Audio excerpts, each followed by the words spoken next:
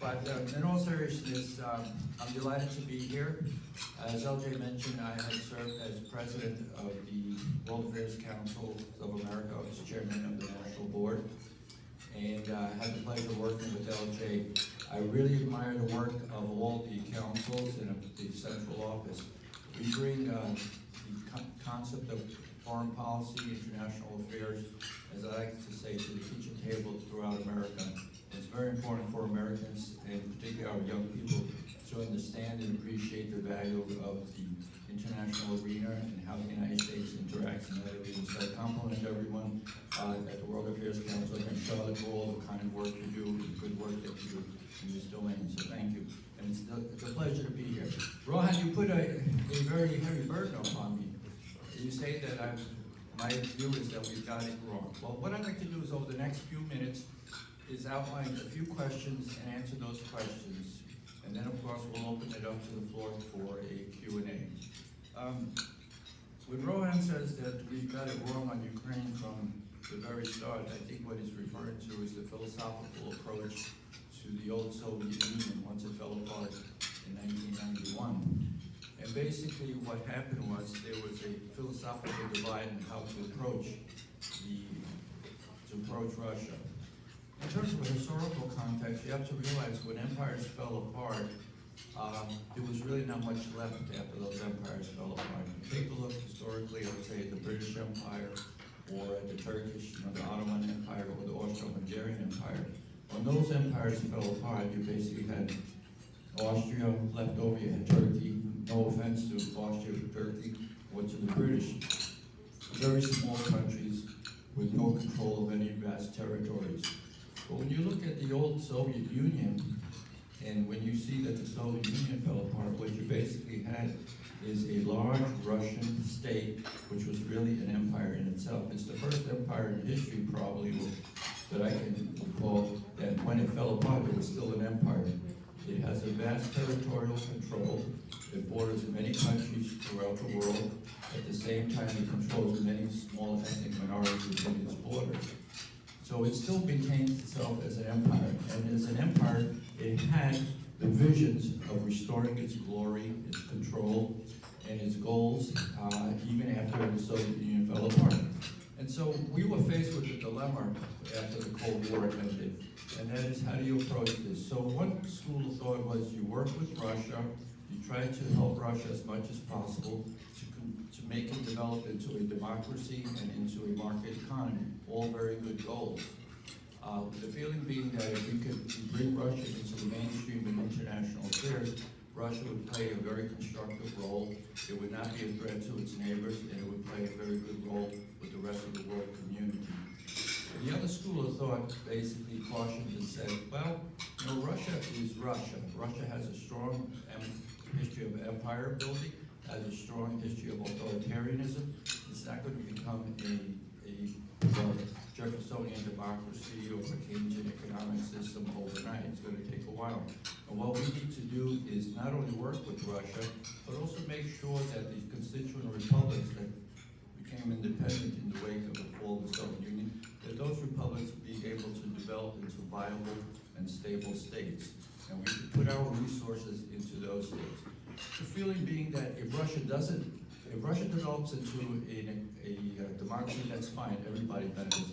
But what happens if Russia doesn't develop along the lines we're thinking?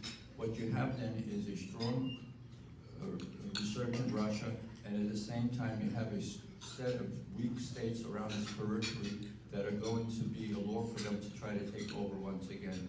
And sure enough, that's basically what has happened in the last 5 to 10 years. And so it's not a question of who was right, who was wrong, but those were basically the philosophical divides that marked a lot of the discussions in the early years after the end of the Cold War. Now, in terms of where we are right now, what I'd like to do is kind of outline a few things. Number one is how did we get here? How did this war happen? What motivated Putin to undertake this war right now? And I would say that there's been a confluence of forces. Can you still hear me? Yeah. Okay. There was a confluence of forces that Putin looked at. Remember, Putin is a OKGB. Roman, somebody's pointing in the back, if you could speak up just a little bit. Speak up more. Yeah, like that, yeah. Thank you. Is that better? Yes. Okay, great. You have to remember, Putin is an OKGB hand. He tends to analyze situations and he looks for weaknesses. He's also colored to his own ideological perspectives. And one of those perspectives is that the West is a decadent society and that Mother Russia is the apex of all goodness, and that Russia should have a new rightful place in the world. Looking through those prisms, what he saw over the last 10 years or so in the United States was a country that's at war with itself. We have cultural divides, we have political divides, all of which in his mind indicated some sort of weakness. At the same time, what he noticed is in the West, there was no effort to stop Russia in any activities that it undertook. You see that the invasion of Georgia took place in 2008. There was really not much of a response from the West. You take a look at the 2014 invasion and takeover of Crimea and the Donbass region of Ukraine. There was really a very weak response from the West in that respect. So there was a track record of weakness in responding to anything that Russia was undertaking. Also, under the Trump administration, there was a general retrenchment from the international arena. There was, for example, we ended the negotiations for the Trans-Pacific Economic Zone in Asia. President Trump spoke about the need for greater burden sharing on part of the NATO countries, something we've been talking about with NATO since the Reagan years, at least as far as I know, but he brought it to new levels in terms of criticism and the need to strengthen America at home. So there was a view overseas that the United States was retrenching from its role in the international arena, and that this is something that the Russians probably could take advantage of. And then at the same time, you had a situation where you had this election and President Biden won, which is fine, but at the same time, I think Putin looked at this and saw that the Obama-Biden administration had a very weak response in the 2014 invasion of Crimea. And if you look at the sequence of events, it was in March of 2020 that the buildup started, 21, I'm sorry, that the buildup around Ukraine started, basically a month and a half after President Biden was inaugurated. So I think there was a sense that maybe Putin felt that he could probably take advantage of this situation. And then, of course, you had the famous Beijing Olympics Games, where Putin and Xi Jinping got together and they signed a partnership deal that cemented their alleged relationship forever, in which Putin was able to portray to the world that he and China stood side by side and gave him a vote of confidence, basically, that he could undertake some kind of role in the against Ukraine and have China cover his back. So this confluence of forces, the weakness that we generated over the years, the weakness or perceived weakness of our internal political situation, which, by the way, I don't see as weakness. I think our diversity is our strength, and as the British say, the Americans always do the right thing at the end anyway. So I think we'll get through this period very, very well. And the fact that he was able to get this alliance with China, I think all of these underscored the reason as to why this war happened now. In terms of what is his goal overall, I would say that Putin's goal is very simple. He wanted to take over Ukraine. Now, what does that mean by taking over Ukraine? Putin's not a dumb man. He knows that you can't really control a country of 40 million people, the size of Texas, geographic size of Texas. But what he wanted, at minimum, was to be able to get a pliant government in place. And I think what he felt is that he would be able to march in a day or two and to overthrow the government, put in a puppet regime, and thereby control Ukraine's destiny. And remember, he did have one president in office, Yanukovych, who would lean toward Russia, was very supportive of a close working relationship between Ukraine and Russia, and he was overthrown with the Maidan Revolution in 2013, 2014, when he had to flee the country.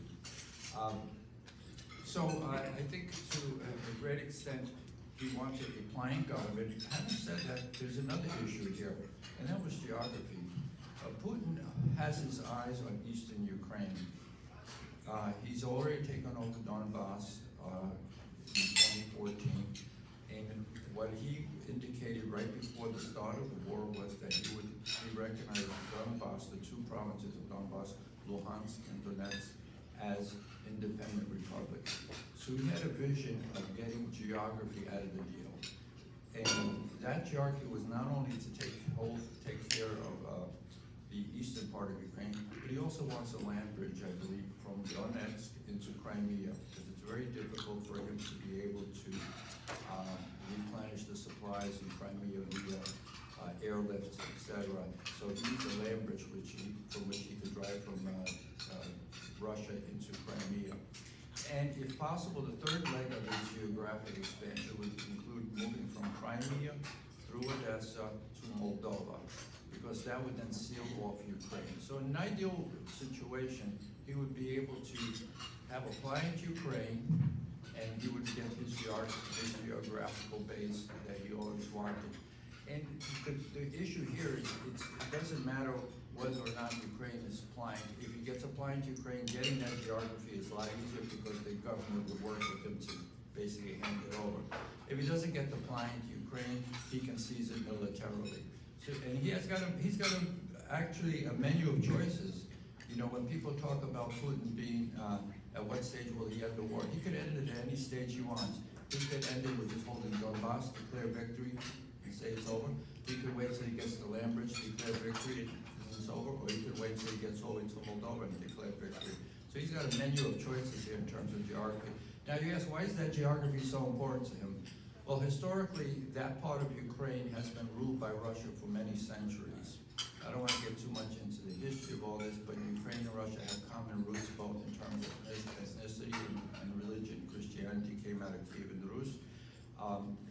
After the Mongols captured Kiev in 1245 in mid-13th century, a portion of the populace moved north into Novgorod and Muscovy and established themselves there. And there's been a constant tug of war between the Ukrainians and Russians as to who really carries the Kiev and Rus culture. Obviously, the Russians feel that they have it, and being the stronger of the two, they've been able to dominate Ukraine to a great extent. And throughout the centuries, there's been an effort to obliterate the Ukrainian culture. The Russians view the Ukrainians as basically the same people. They've referred to them in all kinds of statements as either little Russians or non-existent. If you recall the famous article that Clinton wrote in July of last year, in which he spoke about his view that Ukraine never existed as a state, nor do the Ukrainian people exist as a separate people. They're actually part of Russia, the Russian peoples, and therefore Russia should be able to take over this territory again. And as I mentioned, eastern Ukraine was ruled as a province of Russia called Malorossiya, and was referred to as Malorossiya for about 300 years. And Western Ukraine wasn't taken over by the Soviet Union until after World War II. So the tentacles of Russia into Western Ukraine have very, very limited. But Eastern Ukraine has been part of the Russian domain for a long time. And during that period of control, they tried to obliterate the Ukrainian identity by certain times barring the use of the Ukrainian language, for example. And during the 1930s, when you had the Stalin Holodomor, the artificially imposed famine in which 4 million Ukrainians died.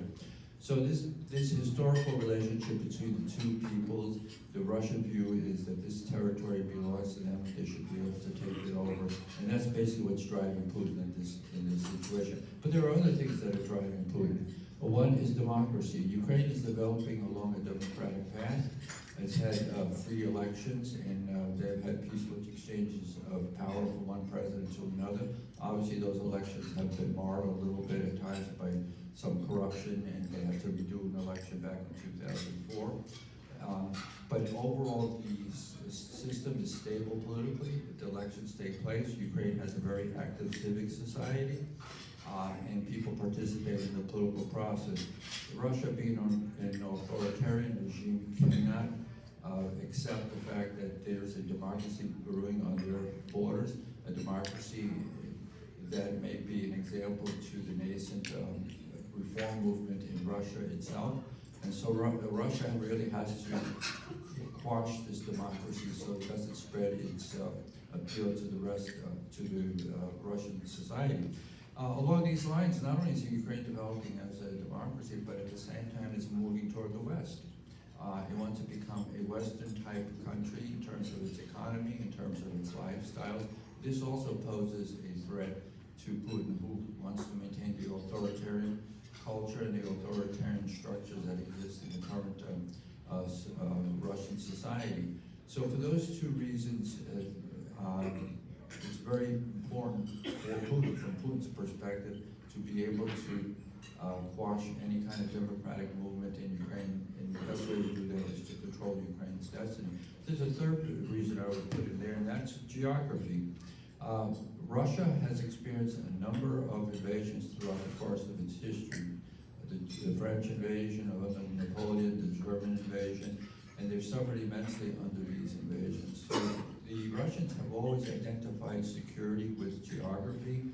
Now it sounds very silly in a technological age where there are missiles and all kinds of technology where geography is really not that important.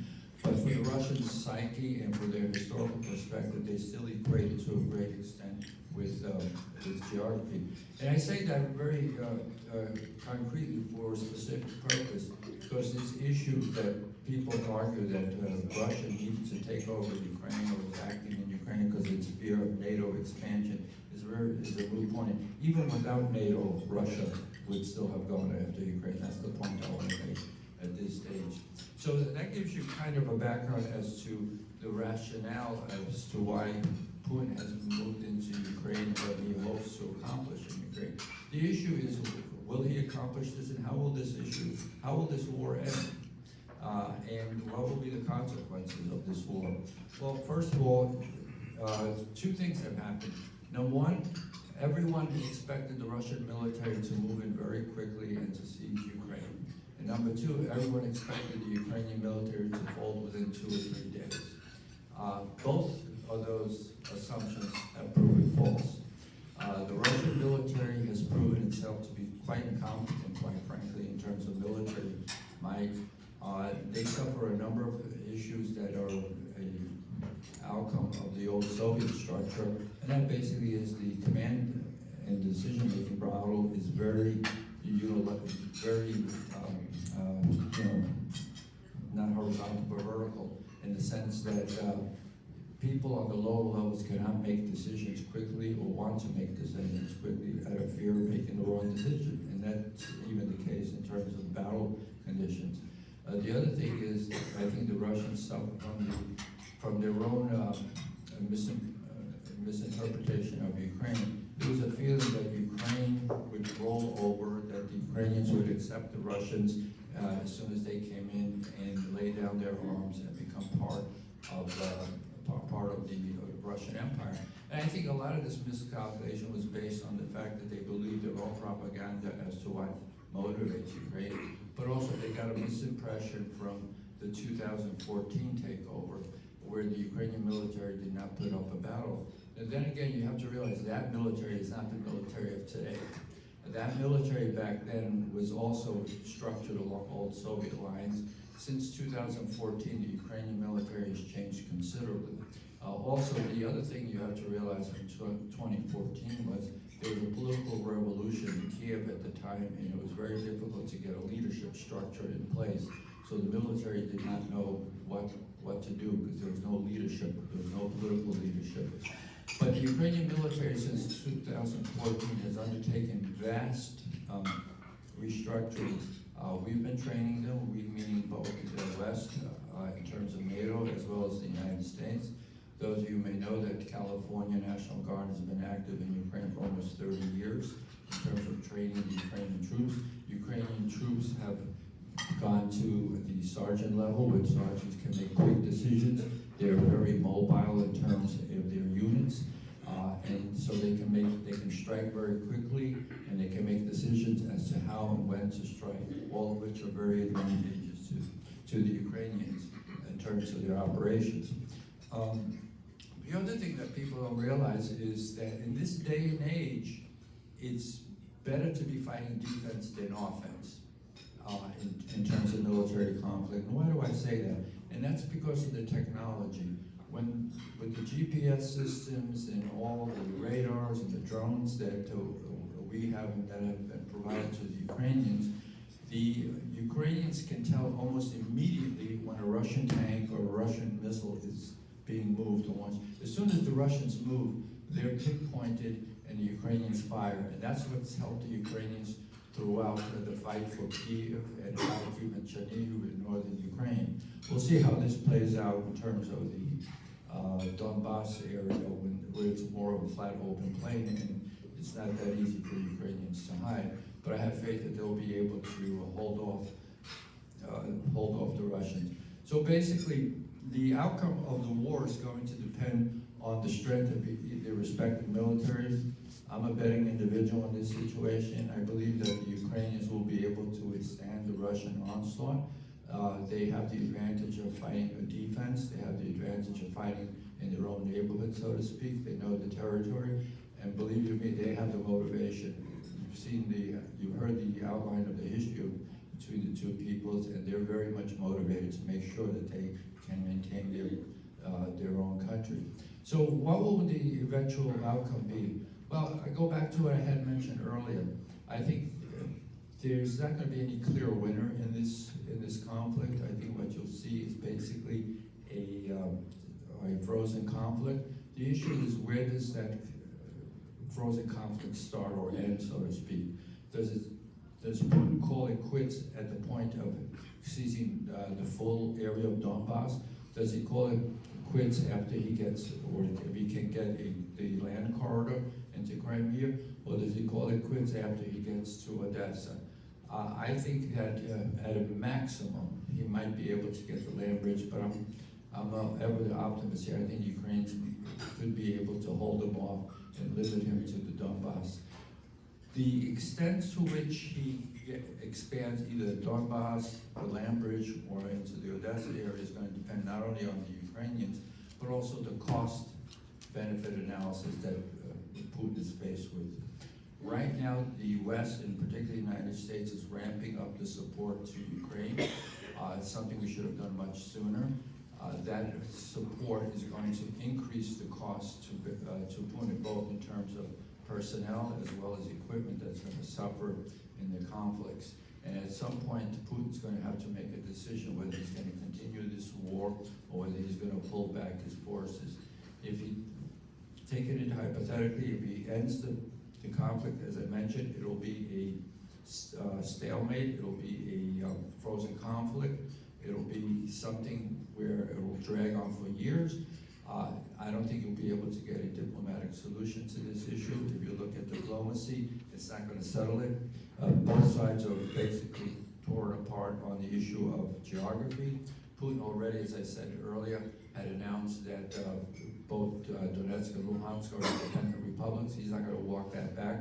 Independence is basically the first step for him to annex those areas into Russia proper. So he's not going to be able to walk that back or want to walk that back. The Ukrainians, after all the suffering of their peoples in Bucha, Mariupol, as well as the rest of the country, and the fact that they've lost more territory, are not going to cede any territory. So on the diplomatic level, in terms of an actual peace agreement, I think you'll get the stalemate.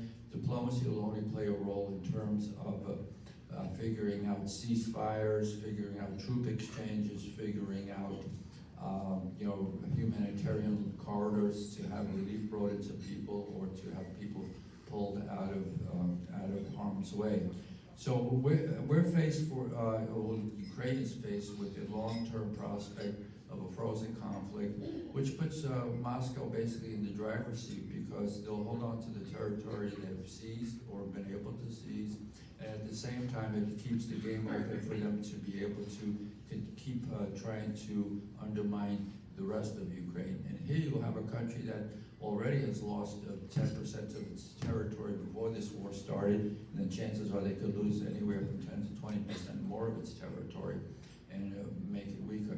The big drawback for Ukraine would be if Putin were able to succeed and push his way all the way through to Odessa, because that would seal Ukraine off from the seas, from the Sea of Azov as well as the Black Sea. And this is very important because Ukraine is a major producer of grains throughout the world. It produces wheat, barley, corn, sunflower seeds, and other grains. And those grains are basically transported out to the world through the seaports, Mariupol being a key seaport. And if those seaports are under Russian control, it's going to be very difficult for Ukraine to export its grains. It's making the move right now to export by train through Romania, but that's going to be very slow and cumbersome and very limited. You can't transport as much by train, obviously, as you can by ship. So Ukraine will not only suffer economically, it'll put Russia in the driver's seat in terms of squeezing Ukraine, but the world can suffer also because of the grain shortages that can result from the ability of the Russians to hold back on grain exports from Ukraine. And right now, Russia and Ukraine are major grain producers. 50% of the World Food Program's wheat comes from Ukraine and Russia. So that's a big chunk. There are countries right now that are suffering, Egypt, Pakistan, Lebanon, for example, because of the slowdown in grain. So, starvation is going to be a real issue for a lot of people throughout Africa and the Middle East. Issues of higher price increases are also a real issue for the rest of the world community. So there are long-term impacts here that go beyond the immediate settlement of any of the fighting that is going to impact the world community. The thing that people are going to have to look at, we've kind of lost sight of this now, but there are 5 million refugees that have fled, over 5 million refugees that have fled Ukraine. There are about 7 million refugees that are displaced within country. That's a humongous amount of people when you consider it's a population of 40 million people. So that's going to be a big cost for Ukraine. It's a cost for the international community. It's a cost for Poland and Romania and the countries that have taken on these refugees. And that's something that's going to have to be dealt with. So the consequences of this war go beyond just what is going on right now. And the big consequence will be, Russia's allowed to get away with this too much, is the threat to the rest of the international community. You hear today that Finland is getting close to making a move to joining NATO. Sweden is also thinking along those lines. There's a whole new reconfiguration. And it's not the way the world should be going at this time. We should not be moving in areas of trying to defend each other and moving into war footings. We should be trying to de-escalate as much as possible. But unfortunately, we're in a world situation now with this conflict brewing. People are preparing for future conflict, and there are waves of refugees and agricultural issues that are really going to impact a lot of the world. I don't want to leave on a dire note here, but that's basically the summary of the events. We could really get into the weeds on each of the issues that I tried to raise. But I'd like to end it right there, LJ, and maybe open it up to some questions.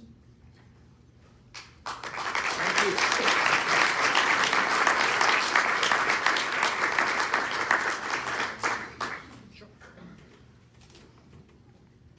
That was really, really insightful, Ambassador Roman. So I'm Raj Bharadwaj. My day job is to be a truist, and it's a delight and honor to also serve on the board of the World Affairs Council of Charlotte, and a pleasure and privilege to be here with all of you today.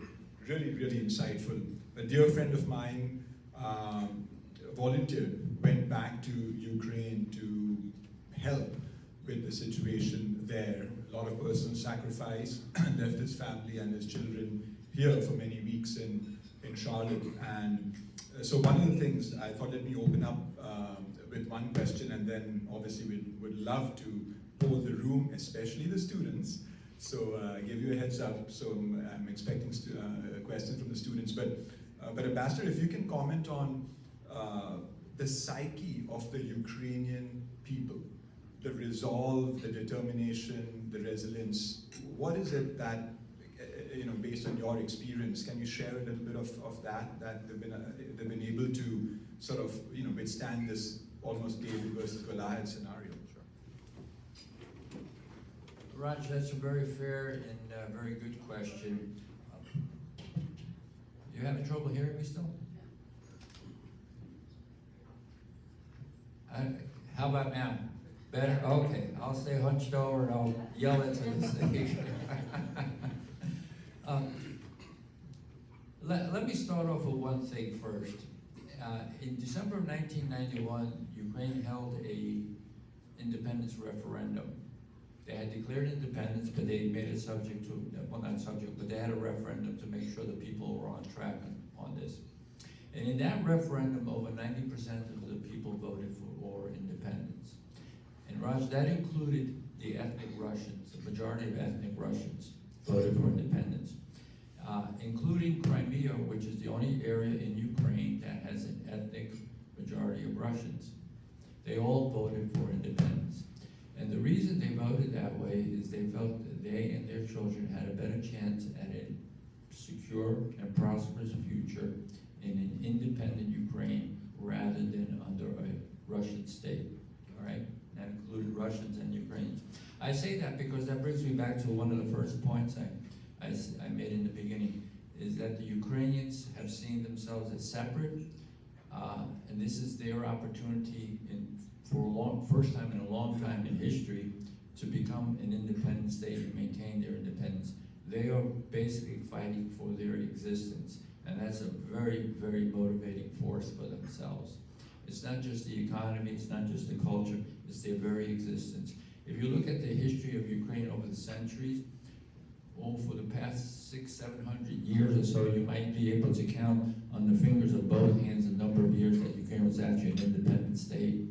And now it's been independent since 1991, and the Ukrainians are making sure they won't let this chance get away from them. They're going to fight as much as possible. So they're very much motivated to preserve their way of life, to preserve their culture, and preserve their history. The other thing is, Ukrainians as a people are very adaptable. They also had a tradition of democracy. Not many people know, but in the 18th century, they developed a constitution, the Piliboric Constitution, which talked about division of powers, which was an advanced concept back then. And so they've had this tradition of democracy, they had this history of inclusion, they've had this history of being oppressed, and they experienced all that. So right now their motivating force is to develop a society along the ways that they feel is necessary for them to maintain their independence, and they're very much motivated. They also have a very deep abiding faith. They're very much devoted to their religion. Most of Ukraine is Orthodox, but Western Ukraine is Catholic, and very much devoted. So the abiding faith, the desire to maintain their identity, the desire to maintain their territory, all very much motivating forces. And you see that in the way they were conducting the war now. Wonderful. I thought it'd be good to open with a question from a student. So, There you go. Country day. Country Day. Yeah. Introduce yourself, please. Hi, my name's Sid. I'm from Charlotte Country Day. And my question is, I know you've been talking especially about the Ukrainian morale, but as far as neighboring countries go, so Belarus, Lithuania, countries that are in that area, is there motivation for them to potentially help Ukraine and ensure that Russia doesn't potentially do the same thing to them? That's a very good question. I'm having a hard time with this microphone. It's defeating that. It's winning, I think. Thank you for that question. Belarus wouldn't be in that category. Belarus is basically a puppet of Russia, so they're basically helping the Russians right now. The Baltic states, Lithuania, you mentioned one of them, are very much in favor of Ukraine. All those countries are doing a number of things. Number one, they're beefing up their own military forces. Number two, they're sending as much equipment as possible that they have available to Ukraine to help the Ukrainian effort. And number three, they're looking to, if they're not already a member of NATO, they're looking to become members of NATO, like Sweden and Finland are looking in that direction, all because they fear that the Russians might be expanding. So yes, the short answer to your question is everyone is doing as much as they can in terms of funneling equipment into Ukraine. And Ukraine right now, except for the fixed wing aircraft, the MiG-29s, is getting about everything that is necessary for them to hold off the Russians, and maybe even turn this around into pushing the Russians back a little, and hopefully they'll be successful in that respect. Was there another question back there? Yeah. Thank you. Hi, William. I'm also from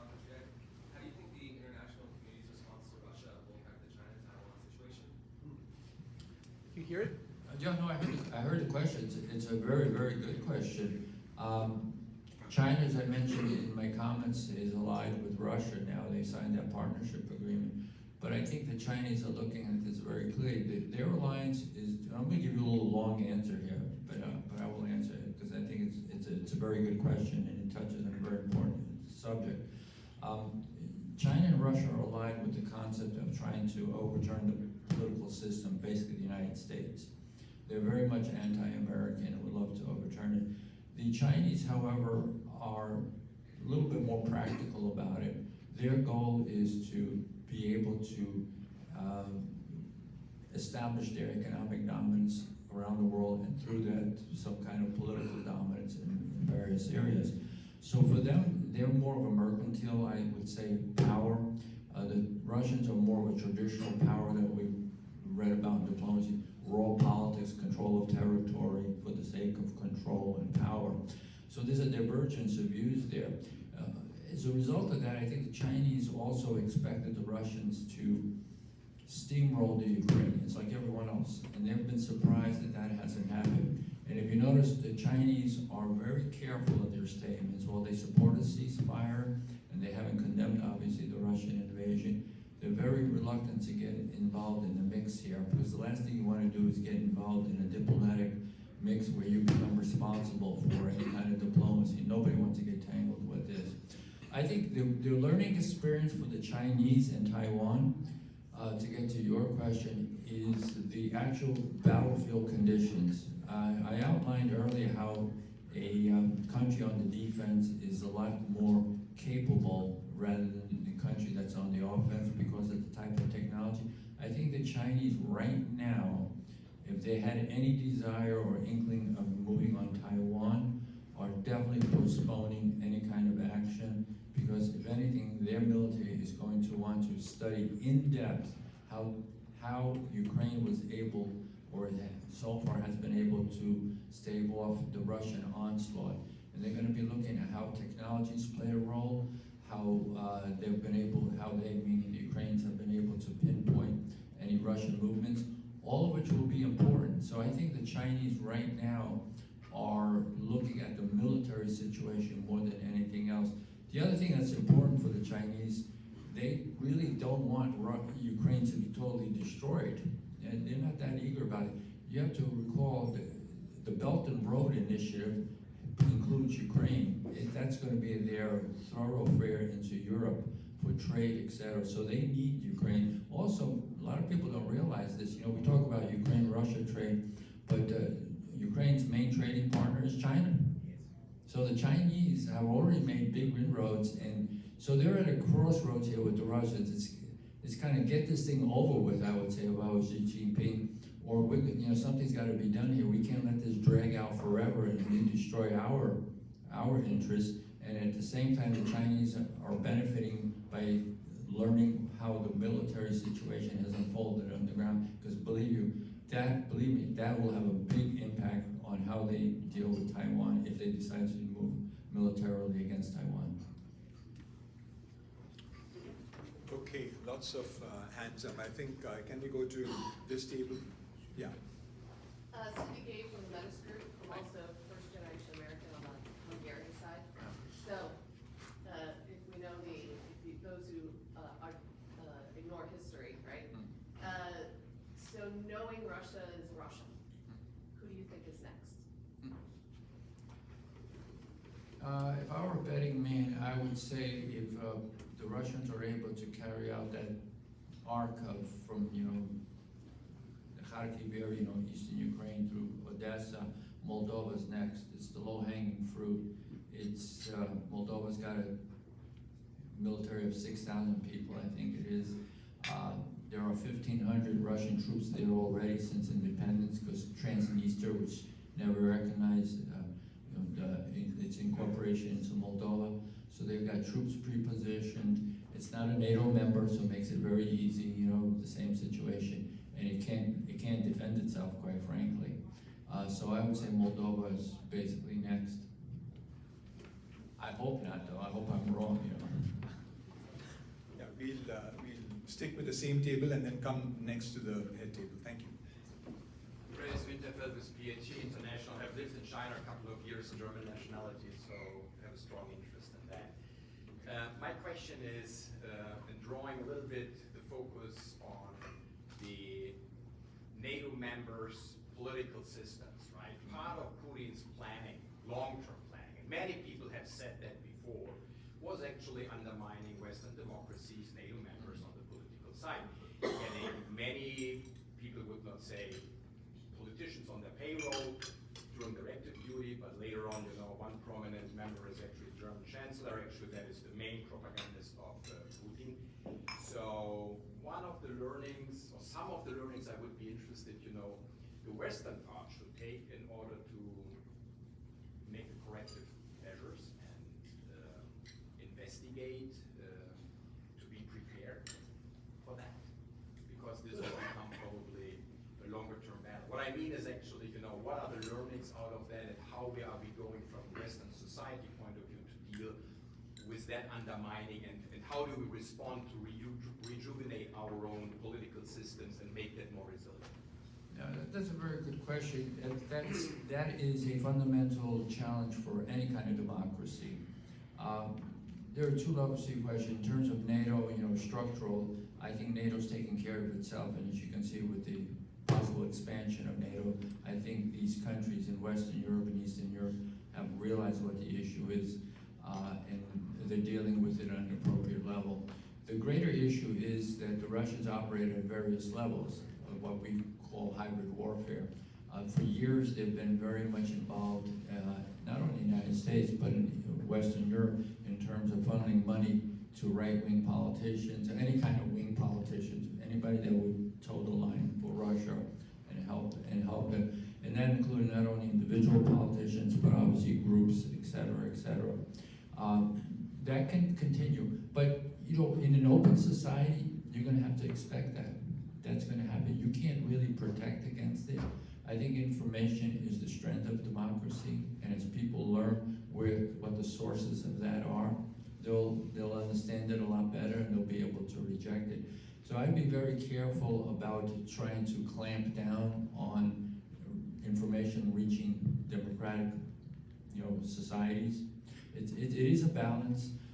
You know, I'll go back to what I said earlier. The British say Americans always get it right at the end. I think all democracies basically get it right at the end. What you have to protect against is the overt situations, like the actual physical threats. If you defend against that, the public, whether it's the Finnish public, the German public, the American public, understands the situation and is able to rise to it. I think one of the biggest surprises for this administration, I shouldn't say for this administration, I think for any government, is, and this includes Germany, by the way, one of the biggest surprises is the fact of the uprising of the populations in support of Ukraine. The massive demonstrations you had in Germany at the outset of the war basically have changed German policy. Look how the Germans are talking about Nord Stream, the use of weapons, supplying weapons, sea change in German policy. You look around our country here in the United States, everywhere you go, we stand with Ukrainian flags. As a matter of fact, it was the American public to a great extent via the Congress that has changed the administration's policy. We were kind of go slow. Now you would think we're warmongers the way we're talking about, yeah, we gotta give Ukrainians everything they want. We have to give them so much might that they'll be able to destroy the Russian conventional military that they won't be able to do this again to any other country. It's a big change from our discussions of February. And I say a lot of that reasoning is because of the American public having gotten motivated on this effort. So I'm a strong believer that don't tamper with democracy, with information. The information will filter out the good and the bad eventually. The public is not as dumb as a lot of politicians think they are.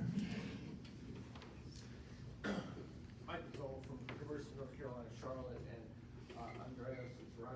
I perceived a difference between Western perceptions about the threat of Russia from Eastern European when I had a chance to visit Lithuania on a NATO scientific conference in 2017. And I came away with no question or doubt that they were preparing to defend themselves.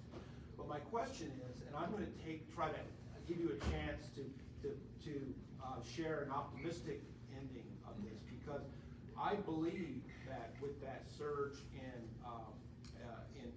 arms going from the United States and Germany, especially modern artillery, that it's becoming increasingly clear that the Ukrainians could actually defeat the Russians in the eastern part.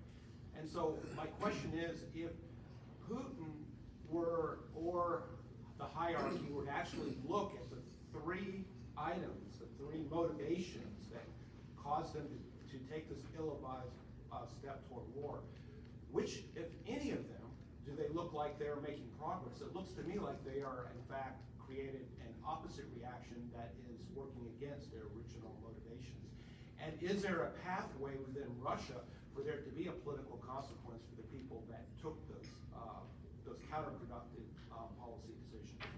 Yeah, Maybe we'll take, let's see, maybe in the interest of time, maybe you can combine the answers. Do you mind? Go ahead with your question. Yeah. Ronald Saman. So my question is, what is your opinion of Turkey and Israel, the mediating role that they played? You think they've done a pretty good job, or relatively not so good? Do you have any hope for them to make any tangible breakthroughs? Turkey and Israel. Were folks at the back able to, maybe you can just repeat the question? well, the last question was, what do I think about Turkey and Israel in this role? Is that correct? Summarize it. Yeah. I agree with the first question in terms of the East Europeans having a greater appreciation and understanding of the threat that Russia poses. They're at the forefront, obviously. The Western countries have kind of forgotten that threat over the years since World War II, and have gone kind of complacent on this situation. In terms of, I think there were two parts to your question. At what point does Putin end this, and what are their consequences for his leadership or the leadership? The luxury for Putin is that he can actually end it at any point. As I mentioned, there's a whole menu. He could end it today, declare victory and say, I got what I needed, an independent Donbass. I hereby declare victory. Or he could wait until he gets to land bridge. He could end it at that stage. So he's got a menu of choices here, quite frankly, at which he can end it. Whether the Ukrainian military can actually push them out, I'm an optimist. Sure they can, but I kind of doubt it. I think they'll be able to hold them off. The one thing that the Russians have is, if it takes 100 Russian soldiers to kill one Ukrainian, they'll do that, because manpower is irrelevant to them. It's just the outcome that they look for. They're just a machine that keeps pushing people forward. But the question, of course, is there going to be a backlash at some point against Putin? Quite frankly, I don't foresee any backlash. You have to realize that the ruling circles, I think, in Russia, and a lot of people in the general population kind of have the same view of Ukraine to a certain extent, but more importantly, their view, the patriotism, their view, their devotion to the concept of Mother Russia and the Russian world, Ruski Mir as they call it, where Russia has a right to be a big power like any other country, and that right has somehow been stolen from them by the United States of all countries, and they have to push forward in this. So they're very supportive of Putin. At what point does it become a breaking point? I don't know. I can't answer you that. But I'd be very careful here. There's a lot of talk in the West that this is Putin's war. It is not Putin's war. It's the Russian government's war. Putin does not sit in a room all by himself. When he makes a decision, somebody has to carry that decision out. You know, there's a train of people that make these decisions. At what point the people will say enough is enough, I can't answer you that. I think it will reach the point where if the Ukrainians were able to break through and break into Russia proper, that's a sea change. But then again, that's a sea change in type of weapons that might be used. So that's a whole different ballgame. But in this situation, I would say, as an optimist, the Ukrainians will be able to hold off the Russians. The Russians will have to end this a lot sooner than people realize. Another thing you have to realize is the Russians are actually running out of military equipment. Their tanks, a lot of their components rely on Western not technology, but spare parts, and those spare parts have been running out. Their missiles, the cruise missiles that they're using to hit Ukrainian cities, operate on Western chips. Those no longer are available.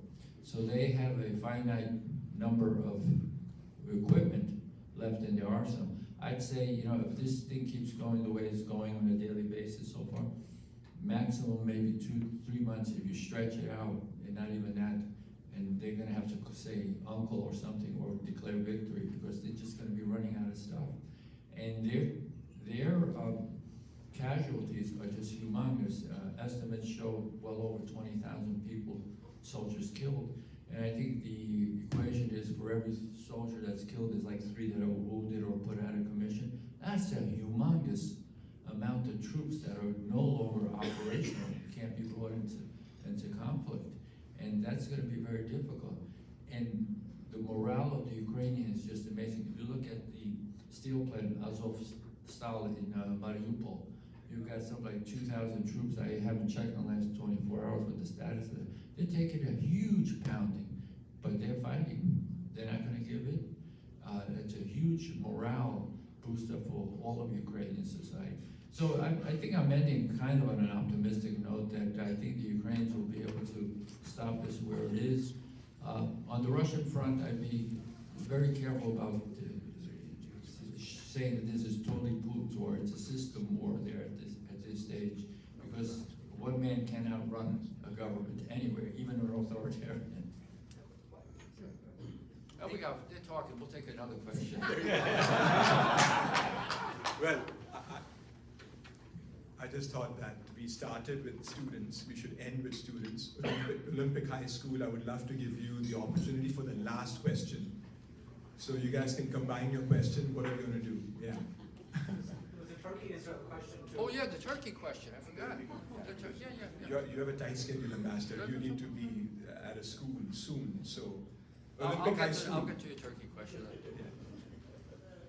Thank you. And my question was, do you have any tips for any young students or any young people to get involved with this? Any tips for young people to get involved in this? Absolutely. You can do a number of things. You can write your local congressman, your senator, to make sure they continue aid to Ukraine in the proper fashion and in proper amounts. You can get involved in terms of soliciting humanitarian support for various Ukrainian organizations.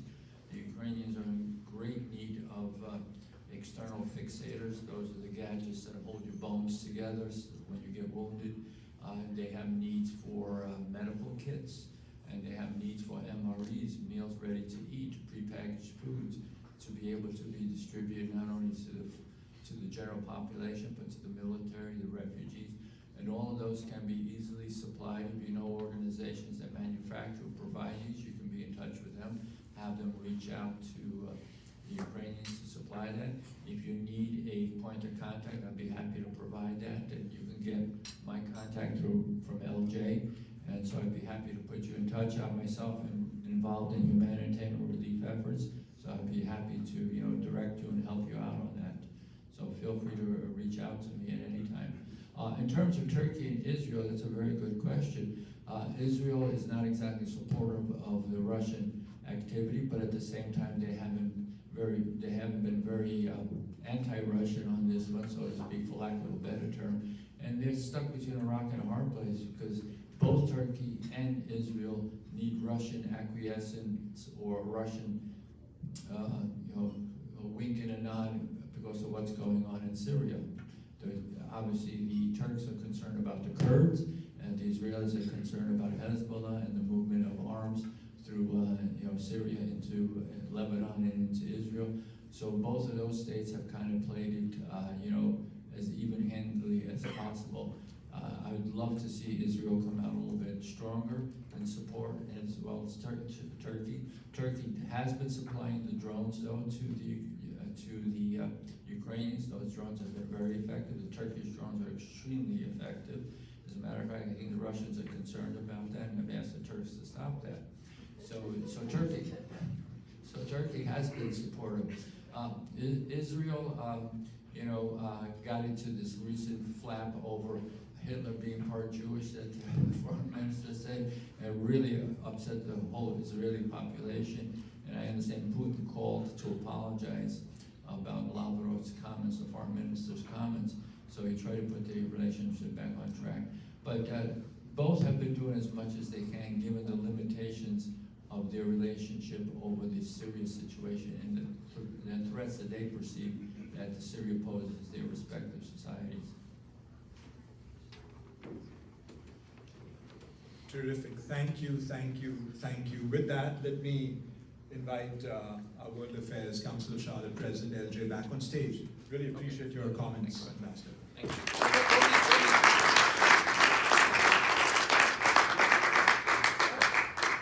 And turn it so that we can get. Oh, okay, great.